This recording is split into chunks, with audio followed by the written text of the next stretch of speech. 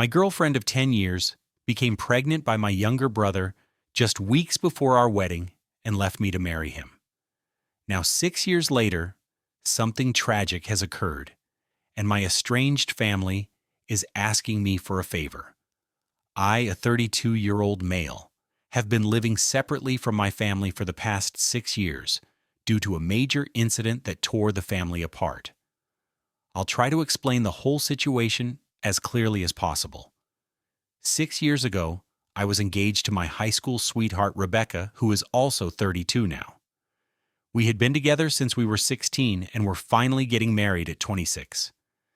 Everything seemed perfect, and I was excited to start our life together. I met Rebecca when we were both 16 in our high school biology class. We were lab partners, and I was immediately drawn to her intelligence and sense of humor. For our first date, I saved up my allowance for weeks to take her to a nice restaurant in town.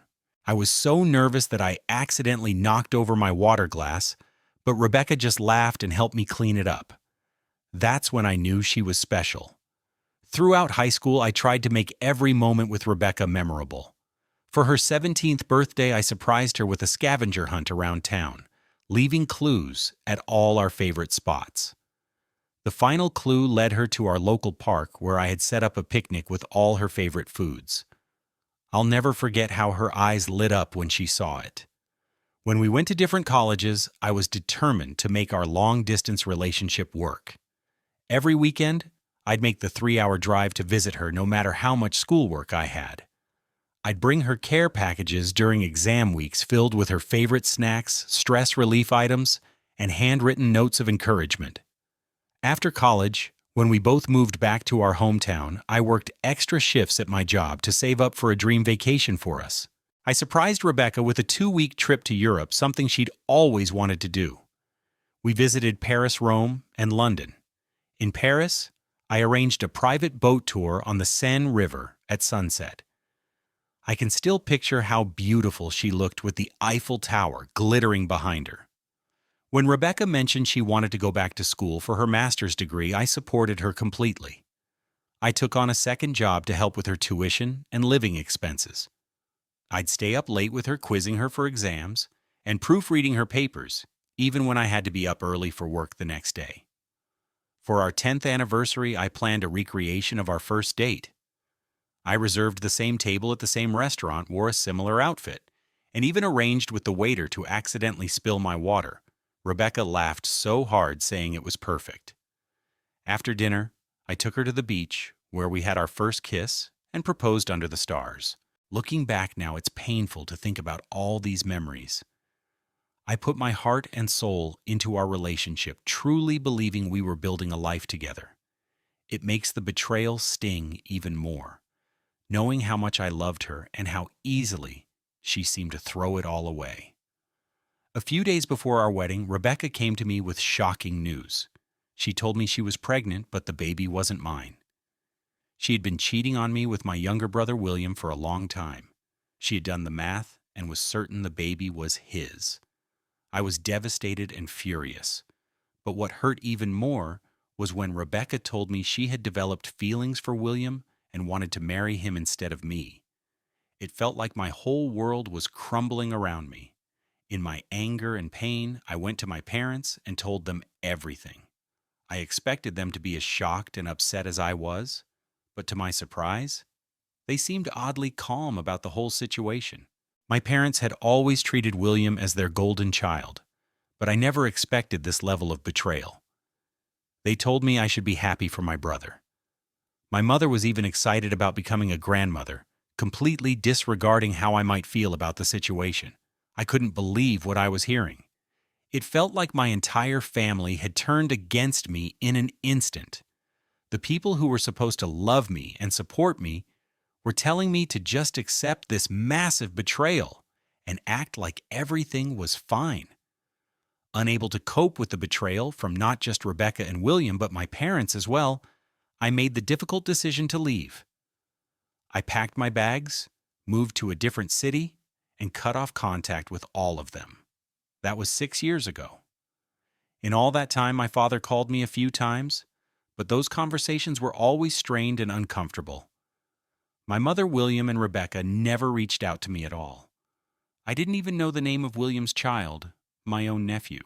I tried to move on with my life as best I could. I focused on my career, made new friends, and even started dating again, though I found it hard to trust after what happened with Rebecca. Still, I was slowly building a new life for myself, away from the pain and betrayal of my past. Then, a few days ago, I got a call out of the blue from my mother. I was surprised to see her name on my phone screen after all this time. When I answered, she sounded upset and told me that William had been in a terrible accident. He was now paralyzed and unable to work or take care of his family. I felt a mix of emotions hearing this news. Part of me was shocked and saddened to hear about William's accident. Despite everything that had happened, he was still my brother.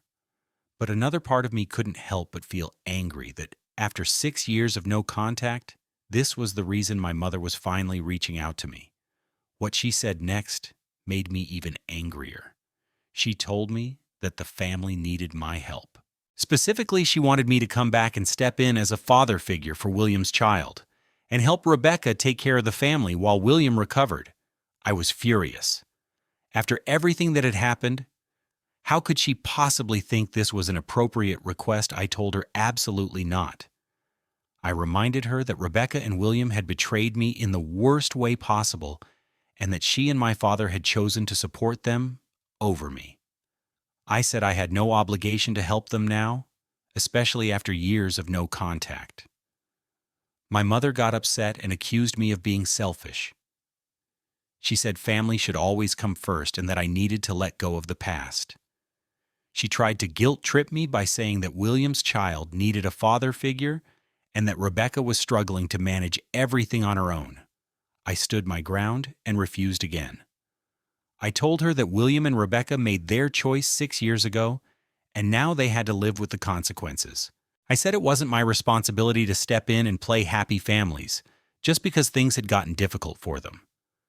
Before hanging up, I told my mother not to contact me again, unless it was to apologize for how they had treated me 6 years ago. I said I might be willing to have a relationship with them again if they acknowledged how much they had hurt me, but I would never step in as a replacement for William or a father figure for his child. After the call ended, I felt a mix of emotions. Part of me felt guilty for turning my back on my family when they needed help, but a larger part of me felt angry and hurt all over again. The wound that had started to heal was now ripped open, and all the pain and betrayal came flooding back. I've been struggling with this decision ever since the call. On one hand, I know that William's accident is not his child's fault, and I feel bad for the kid growing up without a fully present father. On the other hand, I don't think it's fair for my family to expect me to swoop in and fix everything after they betrayed me and then ignored me for years. Some of my friends think I'm justified in my decision. They say my family made their bed, and now they have to lie in it. But others think I'm being too harsh, and that I should at least consider helping for the sake of the child. I'm torn about what to do. Part of me wants to maintain the life I've built for myself free from the drama and pain of my past. But another part wonders if I'm being too stubborn, and if there's a way I could help without completely sacrificing my own well-being. So Reddit, am I correct in refusing to help my brother and his family after he stole my fiancée and got her pregnant? Wow, thank you all for your responses and perspectives. I want to address a few common points and provide some additional context to those asking about my dating life. Yes, I've dated since Rebecca, but I haven't had any serious long-term relationships. The betrayal definitely affected my ability to trust, and I've been working on that in therapy. Many have asked if I'm sure the child is William's. Honestly, I don't know for certain. At the time, Rebecca said she was sure based on the timing, but I never saw any proof either way. She chose to leave me for William, so the paternity doesn't change much for me personally.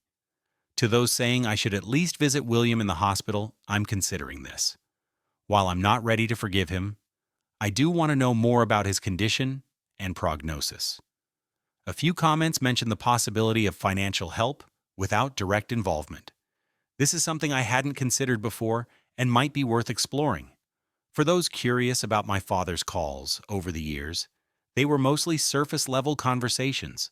He never apologized or acknowledged the hurt caused, which is why the relationship remained strained. Some asked about other family members. I have a few cousins I'm still in touch with, but they live in different states and weren't closely involved in the situation. A common sentiment is that I don't owe them anything, but helping might bring me peace. I appreciate this perspective and will give it some thought. Thank you all again for your input. This situation is complex and emotionally charged, and reading your comments has given me a lot to think about. I'll update if there are any significant developments. It's been a few weeks since my last post, and a lot has happened. I wanted to give you an update on my situation. After my initial refusal to help my parents, didn't give up. My mother called me almost every day, and even my father started reaching out more frequently. They kept pushing me to reconsider my decision, telling me how much William and his family needed my help. At first, I ignored most of their calls and messages, but after weeks of constant contact, I started to feel worn down. A small part of me was curious about William's condition, even though I was still angry about everything that had happened. Finally, after about 3 weeks of this, I decided to visit William in the hospital. I told myself it was just to see how bad his condition really was, not because I was considering helping. When I arrived at the hospital, my stomach was in knots. I hadn't seen any of my family members in person for 6 years, and I wasn't sure how I would react. As I walked into William's room, I saw him lying in the hospital bed. He looked pale and thin, hooked up to various machines. It was a shock to see my once active younger brother in this state. My parents were there too. They looked older than I remembered, with more gray hair and wrinkles. When they saw me, they rushed over to hug me, but I stepped back. I wasn't ready for that level of intimacy yet. Then I saw her, Rebecca. She was standing by William's bedside looking tired and worried. When our eyes met, a flood of memories hit me. I remembered all the times I had trusted her completely, all the plans we had made for our future together. I thought about how she had been my best friend, my confidant, the person I thought I would spend my life with. And then I remembered how easily she had thrown all of that away, how she had betrayed me in the worst possible way with my own brother. Seeing Rebecca again after all these years brought back all the pain and anger I had worked so hard to move past. I had to resist the urge to turn around and walk right out of the hospital. I didn't speak to Rebecca. Instead, I asked my father about William's condition. He explained that William had been in a car accident and had suffered a spinal cord injury. He was paralyzed from the waist down and would need extensive rehabilitation. The doctors weren't sure if he would ever walk again. As we were talking, my father mentioned something that caught me off guard. He said that they had done a paternity test soon after the child was born, confirming that William was indeed the father. I hadn't known about this test, and it felt like a final confirmation of their betrayal. While we were talking, a young boy of about 5 or 6 came into the room. I realized this must be William and Rebecca's son, my nephew. The boy looked confused and a bit scared by all the hospital equipment. Rebecca introduced him to me as his uncle.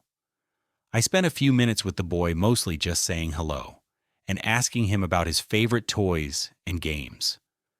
It was strange to meet this child, who is biologically my nephew, but who I had never known existed until recently.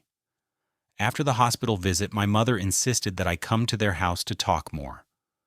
I reluctantly agreed, mostly because I wanted to get this whole situation over with. At the house, my mother launched into a speech about family responsibility and how I needed to step up and help Rebecca and the child while William was recovering. She talked about how overwhelmed Rebecca was, trying to care for William, raise a child, and manage their household on her own. As I listened to her, I felt my anger rising. When she finally paused, I told her exactly how I felt. I said she was being selfish and only thinking about William, just like she always had. I pointed out that in all her calls and during this whole conversation, She hadn't once asked how I was doing or shown any interest in my life over the past 6 years. I told her that it seemed like the only reason she had reached out to me was because she needed something from me, not because she actually cared about rebuilding our relationship. I said it hurt that she seemed more concerned about William's well-being than she ever had been about mine, even after he had betrayed me so badly. My mother tried to defend herself, saying that of course she cared about me, but that William's situation was an emergency. She said that as the healthy brother, I had a responsibility to help. I took a deep breath and told her my final decision. I said that while I felt sympathy for William's condition and for the challenges his family was facing, I couldn't give up my own life and peace of mind to help them. I explained that I had spent years building a new life for myself, working through the pain and betrayal they had caused me. And I wasn't willing to sacrifice all of that progress. I told her that I might be willing to have a relationship with them again in the future, but only if they were willing to acknowledge how much they had hurt me and work on rebuilding trust. I made it clear that this relationship would not involve me acting as a replacement for William or a father figure for his child. My parents were upset with my decision. They called me selfish and said I was abandoning my family when they needed me most, but I stood firm. I told them that they had made their choice 6 years ago when they supported William and Rebecca over me, and now they had to live with the consequences of that decision. Before I left, I told them that I was open to staying in touch and possibly working on our relationship over time, but only if they could respect my boundaries and show genuine interest in my life, not just what I could do for them. As I drove home that evening, I felt a mix of emotions. Part of me felt guilty for not helping more, especially when I thought about William's son growing up with a disabled father. But a larger part of me felt relieved.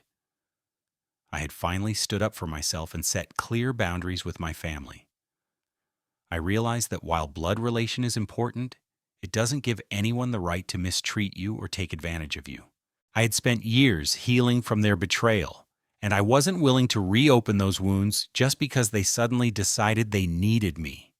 In the weeks since that visit, my parents have called a few times. The conversations have been tense, but they seem to be making an effort to ask about my life and not just talk about William. It's a small step, but it gives me hope that maybe over time we can build a healthier relationship. For now, I'm focusing on my own life and well-being. I've started seeing a therapist again to work through the emotions brought up by reconnecting with my family. I'm also throwing myself into my work and spending time with friends who have supported me through all of this. I don't know what the future holds for my relationship with my family, but I feel confident that I made the right decision for myself. I'm open to slowly rebuilding a connection, but only on my terms and at a pace I'm comfortable with. Thank you all for your support and advice throughout this difficult situation.